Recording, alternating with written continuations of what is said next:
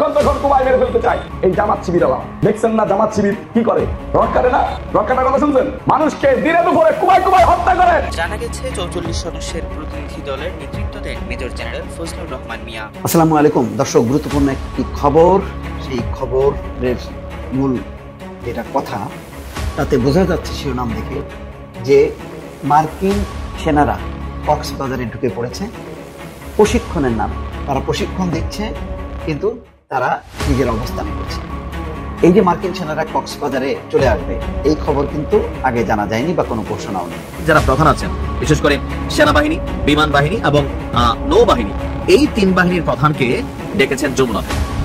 একটা কিছু কিন্তু আসলে করতে যাচ্ছে। আপনি দেশে বিদেশের গণমাধ্যমের পত্রিকা দেখেন, বাংলাদেশ নিয়ে সতর্কতা দেওয়া হচ্ছে। নির্বাচন সূত্রে জানা গেছে যে প্রধান উপদেষ্টা ডক্টর মোহাম্মদ ইউনূস রাষ্ট্রপতিকে দেশ থেকে রাজি করানোর চেষ্টা করছেন, যাতে তিনি নিজেই রাষ্ট্রপতির দায়িত্ব নিয়ে তত্ত্বাবধায়ক সরকারের প্রধানমন্ত্রী। দর্শক, গত রাতে আমরা দেখেছি বাংলাদেশের তিন বাহিনীর প্রধান গিয়েছিলেন প্রধান উপদেষ্টার সঙ্গে সাক্ষাৎ করতে। প্রধান উপদেষ্টার দপ্তর থেকে জানানো হয়েছে নির্বাচনে আইন শৃঙ্খলা পরিস্থিতি, প্রতিরক্ষা বাহিনী কিভাবে নিয়ন্ত্রণ করবে সেই ব্যাপারে আলোচনা হয়েছে, অন্য কোনো ব্যাপারে আলোচনা হয়নি। কিন্তু বাংলাদেশের যে উদ্ভূত রাজনৈতিক পরিস্থিতি, তাতে করে এই ভাষ্যটা একেবারেই বিশ্বাসযোগ্যভাবে মেনে নেওয়াটা খুব মুশকিল। কারণ রাজনৈতিক পরিস্থিতি যেদিকে যাচ্ছে, তাতে করে সরকারের মধ্যে উদ্বেগ বেড়েছে।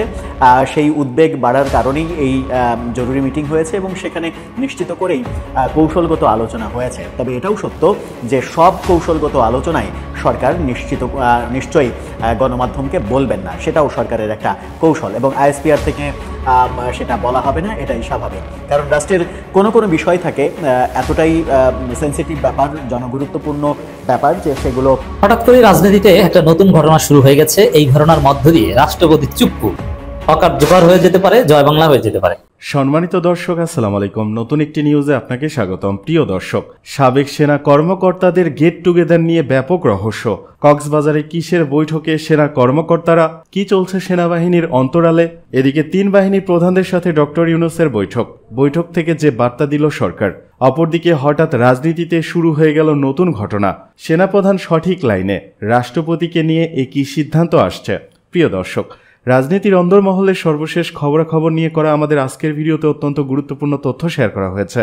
দয়া করে ভিডিওটি শুরু থেকে শেষ পর্যন্ত ধৈর্য সহকারে দেখে একটি লাইক দিয়ে সবাইকে বেশি বেশি করে শেয়ার করে দিবেন। সেই সাথে আমাদের ভিডিওটি আপনি বাংলাদেশের কোন জেলায় বসে দেখছেন বা শুনছেন, সেটি অবশ্যই কমেন্ট বক্সে কমেন্ট করে জানিয়ে দিতে ভুলবেন না। চলুন আর কথা না বাড়িয়ে ভিডিওটিতে একটি লাইক দিয়ে ধারাবাহিকভাবে আজকের বিস্তারিত গুরুত্বপূর্ণ খবরগুলো দেখে আসি। কক্সবাজারের মেরিন ড্রাইভ রোডের ইরানি বিচ এলাকার বে ওয়াচ হোটেলে সাবেক সেনা কর্মকর্তাদের গেট টুগেদার নিয়ে রহস্যের সৃষ্টি হয়েছে। গত 30 অক্টোবর দুপুরে ঢাকা থেকে আর্মি এভিয়েশন গ্রুপের একটি ট্রান্সপোর্ট বিমানে তারা কক্সবাজারে যান এবং সেনাবাহিনী পরিচালিত 5 তারকা বে ওয়াচ হোটেলে চেক ইন করেন। জানা গেছে 44 সদস্যের প্রতিনিধি দলের নেতৃত্ব দেন মেজর জেনারেল ফজলুর রহমান মিয়া। এই সফরে সাবেক সেনা কর্মকর্তাদের মধ্যে ছিলেন 8 জন মেজর জেনারেল, 12 জন ব্রিগেডিয়ার জেনারেল, 1 জন কর্নেল, 1 জন লেফটেন্যান্ট কর্নেল ও 1 জন মেজর। এছাড়াও প্রতিনিধি দলে কয়েকজন কর্মকর্তার পরিবারের সদস্যরাও ছিলেন। জানা যায় সাবেক সেনা কর্মকর্তাদের কর্মসূচি নির্বিঘ্নে অনুষ্ঠানের লক্ষ্যে ওই দুদিন হোটেলে বে ওয়াচে অন্য কোনো অতিথির বুকিং নেওয়া হয়নি। 30 ও 31 অক্টোবর ওই হোটেলে অনলাইন বুকিং চেক করলে সোল্ড আউট অপশন দেখা যায়। এই গেট টুগেদার অনুষ্ঠানটি সেনা সদরের সৌজন্যে হয়েছে বলে শোনা গেলেও এ বিষয়ে আইএসপিআর এর সঙ্গে যোগাযোগ করা হলে জানানো হয় তাদের কাছে কোনো তথ্য নেই। শনিবার সরকারি ছুটির কারণে অফিস বন্ধ থাকায় তারা সঠিক তথ্য জানাতে পারছেন না।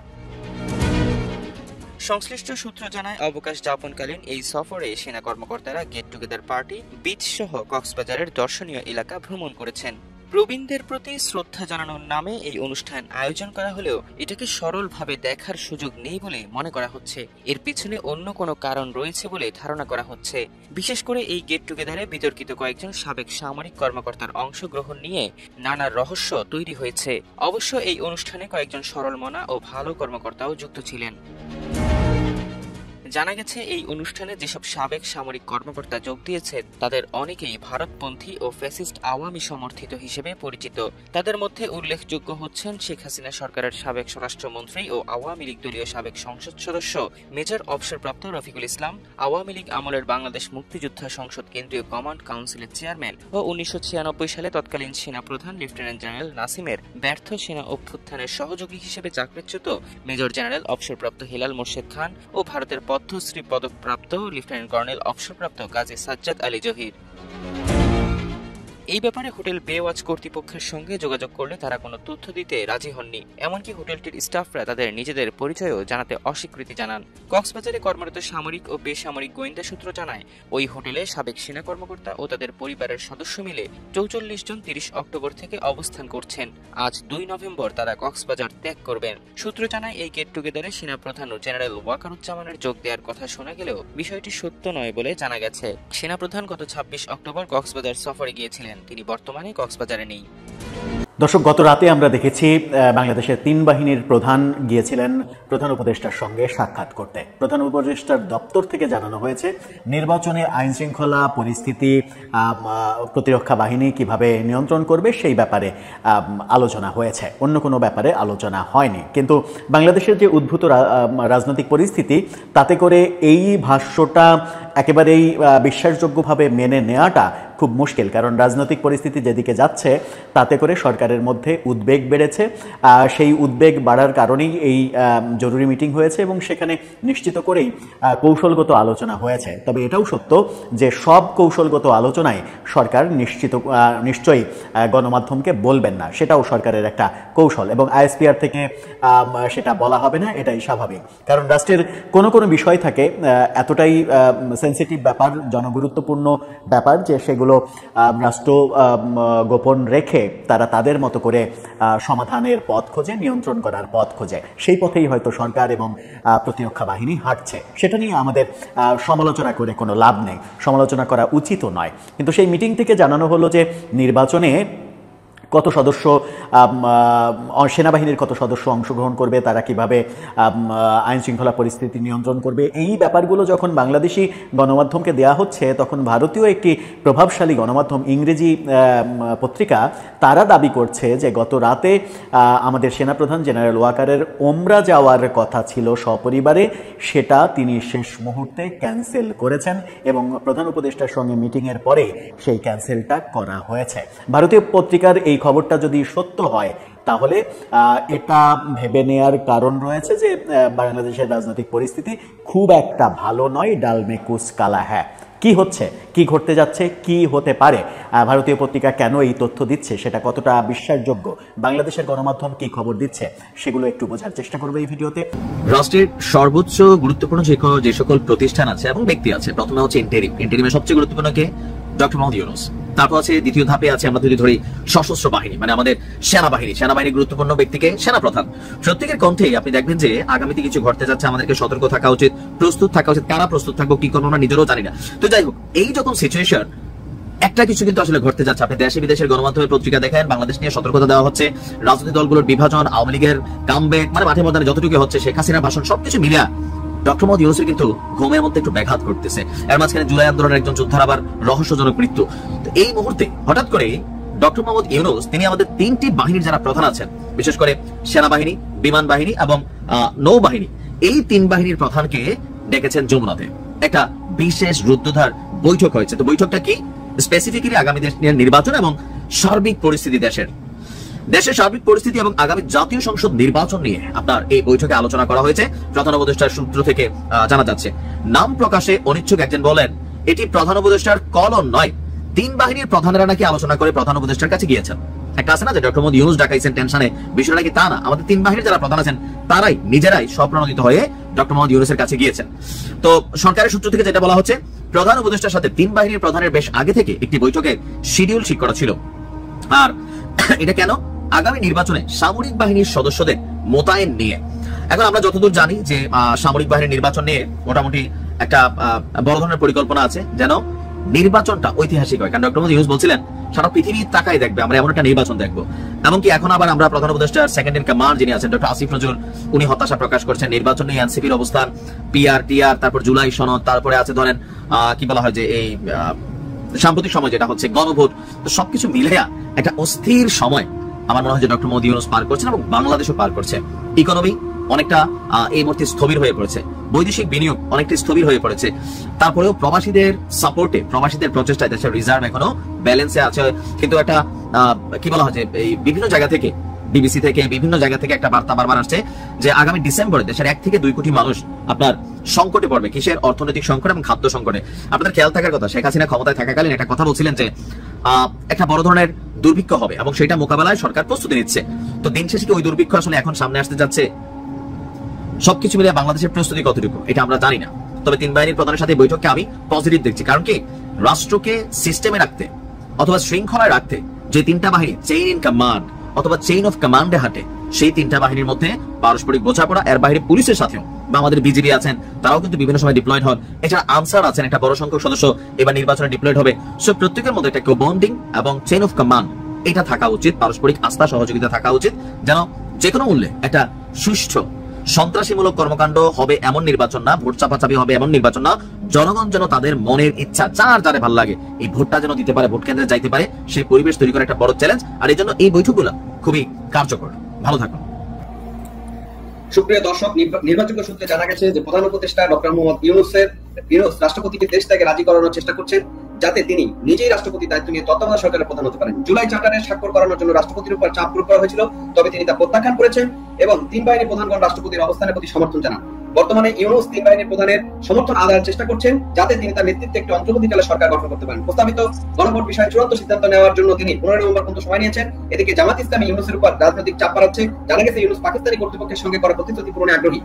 প্রেক্ষাপটে জানা গেছে মহামান্য রাষ্ট্রপতি 6 নভেম্বর 2025 তারিখে 4 দিনের সফরে পাবনা সুলতান পট্টি বাড়িতে যাচ্ছেন, যেখানে তিনি তার পিতামাতার কবর জিয়ারত করবেন। ধারণা করা হচ্ছে রাষ্ট্রপতির সম্ভাব্য দেশ ত্যাগের পরিপ্রেক্ষিতে ইউনূস ব্যবস্থা নিচ্ছেন এবং রাষ্ট্রপতি দেশ ছাড়ার আগে তার পিতামাতার কবর জিয়ারত করাতে যাচ্ছেন। আমাদের সাথে আছেন রাজনৈতিক বিশ্লেষক জনাব শেখ ফরিদ এবং আছেন সাংবাদিক সাইফা ফারহানা। আমি প্রথমে একটু শেখ ফরিদের কাছে যাচ্ছি যে এই যে একটা তথ্য আমরা পেলাম, একটা গোয়েন্দা তথ্য পেলাম এবং ভিতরে কি হচ্ছে সে সম্পর্কে জানলাম। আমরা এখানে স্পষ্ট হলাম যে ইউনূস তার ক্ষমতাকে কুক্ষিগত করার জন্য রাষ্ট্রপতিকে সরিয়ে দিয়ে বিদেশে পাঠিয়ে দিয়ে সে নিজে রাষ্ট্রপতি হতে যাচ্ছে এবং একটা তত্ত্বাবধায়ক সরকার প্রধান হতে যাচ্ছেন। এবং সাথে আরো একটা বিষয় রয়েছে, সেটা আমি একটু পরে আপনাকে শো করবো। সেটা হচ্ছে আগামী 4 নভেম্বর প্রধান বিচারপতি কিন্তু একটা ফুল বেঞ্চ দেখেছেন এবং সেখানে আমরা ধারণা করছি যে তত্ত্বাবধায়ক সরকার একটা ফাইনালি বা চূড়ান্ত রায় আসবে, যার পরিপ্রেক্ষিতে তত্ত্বাবধায়ক সরকার চালু হবে বলে আমার মনে হচ্ছে। এমন পরিস্থিতিতে এই যে রাষ্ট্রপতিকে সরানোর চিন্তা ভাবনা করছে, তা সেই ক্ষেত্রে সাংবিধানিক এবং এই রাষ্ট্রের পরিস্থিতিটা কি দাঁড়াবে, কোন জায়গাতে দাঁড়াবে, সেটা সম্পর্কে যদি আপনি একটু আমাদের জায়গা থেকে বলেন। ধন্যবাদ আপনাকে, সেই সাথে আপনার দর্শকদের অনেক অনেক শুভেচ্ছা। এবং আমার সাথে রয়েছেন আমাদের প্রিয় সাংবাদিক, তার নাম ছদ্মনাম হোক আর যাই হোক, আমরা তাকে সেই একই নামে আমরা কথা বলতেছি, যাই হোক সেটা অন্য প্রসঙ্গ। আপনি যে প্রশ্নগুলো করলেন যে রাষ্ট্রপতিকে, আওয়ামী লীগের রাষ্ট্রপতি বা বাংলাদেশের রাষ্ট্রপতিকে সরিয়ে দেওয়া ষড়যন্ত্র করতে, ষড়যন্ত্র না তো, এটা ষড়যন্ত্র হয় গোপনে, এটা তো প্রকাশ্যই হচ্ছে, আমরা স্পষ্টতভাবে দেখতে পাচ্ছি। হঠাৎ করে রাজনীতিতে একটা নতুন ঘটনা শুরু হয়ে গেছে। এই ঘটনার মধ্য দিয়ে রাষ্ট্রপতি চুপ্পু অকার্যকর হয়ে যেতে পারে, জয় বাংলা হয়ে যেতে পারে। দেখেন, আমাদের বাংলাদেশে একজন রাষ্ট্রপতি আছেন, এমনিতেই তিনি অকার্যকর, তাকে কেউ দাম দেয় না। রাষ্ট্রপতিকে মহামান্য বলতে হয়। আর আমরা বলি রাষ্ট্রপতির, অনেকে বলে এর মায়ের বাপ, ওরে লাথি মারি, ও পারলে বের হোক, এইসব কথাবার্তা বলা হয় বাংলাদেশে। তাহলে মানে এই রাষ্ট্রপতি পদের কোনো কার্যকারিতা, সম্মান এগুলো কিছু নেই, এটা একদম স্পষ্ট। আপনারা দেখেছেন যে রাষ্ট্রপতি স্বাভাবিকভাবে চেক আপের জন্য বিদেশ যায়, কিন্তু তাকে বিদেশ যেতে দেওয়া হয় না। ইনি কি রাষ্ট্রপতি না হাউস অ্যারেস্ট বোঝা দেয়। কিছু সিগনেচার তার মাধ্যমে করানো হয়, এ বিষয়ে তারপরে দেখারও কোনো সুযোগ নেই। তাকে যদি বলা হয় যে মানে সিগনেচার করতে, করেন, কিচ্ছু করার নেই, কোনো সক্ষমতা কিছুই নেই। যদি বলা হয় এখন ঘুমিয়ে থাকেন, ঘুমিয়ে থাকেন, যদি বলা হয় ওঠেন, ওঠেন। এটা কি কোনো রাষ্ট্রপতি? সাধারণত আর কোনো কাজ না থাকলেও বিভিন্ন বিশ্ববিদ্যালয়ে কনভোকেশনে পাঠানো হয় যে একটু বক্তব্য দেন। অথচ 5 আগস্টের পর দেখেছেন এই চুপ্পু কোনো বিশ্ববিদ্যালয়ে কনভোকেশনে গেছে, অথচ প্রচুর পরিমাণ কনভোকেশন হচ্ছে বিভিন্ন বিশ্ববিদ্যালয়ে, সমাবর্তন হচ্ছে, না তিনি যেতে পারেন না। ডাক্তার দেখাতেও যেতে পারেন না। ঈদের নামাজ, কোরবানির নামাজ পড়তে যান রাষ্ট্রপতি, তাও পারেন না। বিভিন্ন অনুষ্ঠানে যান, তাও যেতে পারেন না, কোথাও যেতে পারেন না। এটা কিসের রাষ্ট্রপতি? যেমন 21 নভেম্বর সেনাবাহিনীর যে অনুষ্ঠানটা হয়, ওইখানে নর্মালি রাষ্ট্রপতি খুব গুরুত্বের সাথে যান, কিন্তু সেখানেও যেতে পারেন না। মানে বঙ্গভবনের বাইরে রাষ্ট্রপতি যেতে পারেন না। তাহলে এটা কি কোনো রাষ্ট্রপতি? শুনেছিলাম যে পাবনা যাবেন, কিন্তু মানুষ জুতা দিয়ে পিটায় না ওখানে ঘেরাও করে পিটায়, কে জানে। এখন ঈদের নামাজ বা এই ধরনের সামাজিক অনুষ্ঠানেও যদি তিনি বের হতেন, নিশ্চিত জুতার বৃষ্টি পড়তো তার উপর। তো এই হচ্ছে আমাদের রাষ্ট্রপতি। তবে বিএনপির কারণে তাকে সরানো যায়নি। এই রাষ্ট্রপতিকে গ্রেপ্তার করে জেলে রাখা উচিত। হাসিনার পাঁচাটা, ফ্যাসিবাদের দোসর এবং ভারতের দালাল, এর যোগ্য জায়গা হচ্ছে গ্রেপ্তার করে জেলে রাখা। কিন্তু তাকে গ্রেপ্তার করা হচ্ছে না, জেলে রাখা হচ্ছে না, তাকে রাষ্ট্রপতি পদে বসিয়ে রাখা হচ্ছে এবং তিনি বঙ্গভবনের মতো একটা অভিজাত জায়গায়, বিলাসবহুল জায়গায় আছেন এবং বিলাসী জীবন যাপন করছেন, বাইরে বের না হতে পারলো। বঙ্গভবন বিশাল একটা এলাকা, ওই এলাকার মধ্যে রঙ্গমঞ্চ আছে, এরশাদ তো আলাদা একটা রুম করেছিল রঙ্গমঞ্চের জন্য, সব ধরনের বিনোদনের ব্যবস্থা আছে, তাতে তো বাইরে যাওয়া লাগে না। ডাক্তার, হসপিটাল ওখানে উঠিয়ে আনা যায়, ওটার ভিতরে যা আছে ওটা একটা একদম অভিজাত চিকিৎসা ব্যবস্থা ভিতরে আছে, যদিও কিছু কিছু কাজে বাইরে যেতে হয়। তাকে এত টাকা পয়সা দিয়ে কেন পুষে রাখা হচ্ছে? বিএনপির কারণে। তাকে সরানোর জন্য একদম চূড়ান্ত সিদ্ধান্ত নিয়েছিল সরকার। ডক্টর আসিফ নজরুল এবং তৎকালীন উপদেষ্টা নাহিদ ইসলাম এরা মিটিং করেছেন, প্রধান বিচারপতির সাথে সাক্ষাৎ করেছিলেন যে কিভাবে কি করা যায়, আইনি দিক সব পর্যবেক্ষণ করে চুপ্পুকে সরিয়ে দেওয়ার বন্দোবস্ত করেছেন। কিন্তু বিএনপির আপত্তির কারণে চুপ্পুকে সরানো যায়নি। এর মানে বিএনপির আব্বা চুপ্পু। এবং এখনো দেখেন যে জুলাই সনদ বিষয় বলছে না, ইউনূস অধ্যাদেশ জারি করতে পারেন না, অধ্যাদেশ জারি করবেন আমাদের আব্বা চুপ্পু, এটা হচ্ছে বিএনপির কথা। কিন্তু না, নানান মহল নড়েচড়ে বসেছে। এই চুপ্পু অকার্যকর তো আগে, এই যে বললাম যে কোথাও যেতে পারেন না জুতার বাড়ির ভয়ে, এর মানে তিনি আসলে কি রাষ্ট্রপতি অকার্যকর? এটা কোনো রাষ্ট্রপতির মধ্যে পড়ে না, প্রেসিডেন্টের মধ্যে পড়ে না। মানুষ তাকে মহামান্য, এবং তার নাম থেকে মোহাম্মদ শাহাবুদ্দিন নাম, আগে নাম ছিল মোহাম্মদ শাহাবুদ্দিন চুপ্পু, কিন্তু চুপ্পু নামটা একটু কেমন শোনায়, এই কারণে ওই যে কিছু মানুষ ধনী হলে নাম থাকে যদি পেদা, অমুক তমুক, তখন নামের পিছনে পেদা, এটা একটা বংশ, কিন্তু একটু শুনতে কেমন যেন শোনায় না, এই কারণে চাকরি করে ঢাকায়, গার্মেন্টসে চাকরি করতে গিয়ে এখন ঢাকায় একটু প্যান্ট শার্ট পরে, এখন পেদার নামটা পাল্টিয়ে দিয়েছে। আবার অনেকে নামের পেছনে টাইটেল লাগায়, যেন আমি একজন গুরুত্বপূর্ণ লোককে চিনি যার বংশ হচ্ছে ব্যাপারী, এখন তার অমুক ব্যাপারী, একটু কেমন শোনায় না? ব্যাপারী এটা একসময় একটা ঐতিহ্যবাহী এবং অভিজাত বংশ ছিল, কিন্তু তারপরও শহুরে উঠতি শ্রেণীর কাছে এটা স্মার্ট কোনো বংশ পরিচয় না। মেয়েদের কাছে যদি শুনে যে অমুক ব্যাপারী, তোর বয়ফ্রেন্ডের নাম কি, অমুক ব্যাপারী, মানে ওটা ওই মেয়েদের কাছে মেয়েরা ট্রলের শিকার হবে, এই জন্য এই নাম চলে না। এই জন্য তারা নাম সংশোধন করে দেয়, কি বিএম অমুক, বিএম মানে ব্যাপারী মোহাম্মদ, ওইরকম একজনের নাম অমুক পেদা, আমি নামটা বললাম না, কারণ তারা হয়তো আলোচনা শুনেন, ব্যক্তিগতভাবে আঘাত করা বা ছোট করা উদ্দেশ্য নয়, কিন্তু এটা রিয়ালিটি। এখন অমুক পেদা, এটা কেমন? তার দাদার নামের, বাবার নামের সাথে এরকম পেদা, অথচ এটা একসময় প্রভাবশালী বঙ্গ ছিল, পেদা, পাইক পেদা, এরা অভিজাত এবং পাওয়ারফুল ছিল। এখন লজ্জায় গার্লফ্রেন্ড বা মেয়েদের সাথে মিশলে একটু চেতায়, এখন নাম দিয়েছে পিএম অমুক, মানে পেদা মোহাম্মদ, বুঝতে পারছেন? তো ওইরকম এই চুপ্পুর অবস্থা হচ্ছে এরকম, যে রাষ্ট্রপতি হয়েছে, এখন নামের পেছনে চুপ্পু লাগানো যায়।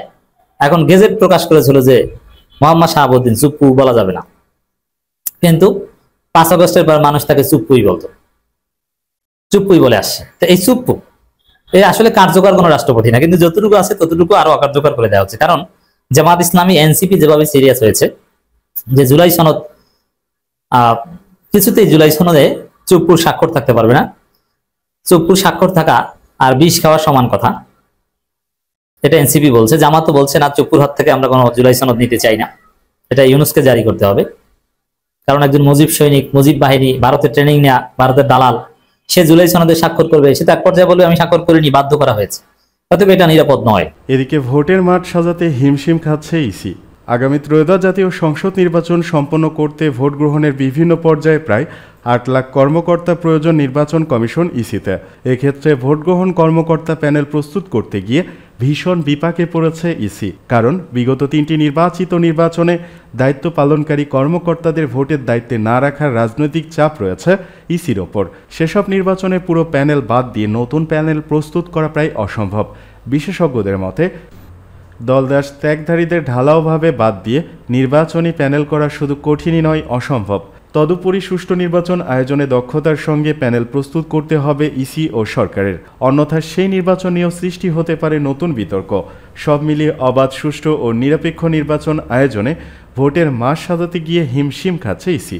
জুলাই গণঅভ্যুত্থানের রাজনৈতিক পট পরিবর্তনের পর যাদের বিভিন্ন জায়গায় বসানো হয়েছে তাদের অধিকাংশই বিগত সরকারের সময় বঞ্চিত দাবি করে এখন পদায়িত হয়েছেন।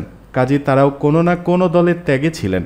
অন্তর্বর্তী সরকার তথ্য ও সম্প্রচার উপদেষ্টা মাহফুজ আলম কর্মকর্তাদের পদায়নের বিষয়ে রাজনৈতিক দলগুলোর বিরুদ্ধে ভাগ বাটোয়ারার অভিযোগ তুলেছেন। তাই দল নিরপেক্ষ কর্মকর্তা বাছাই করা কঠিন।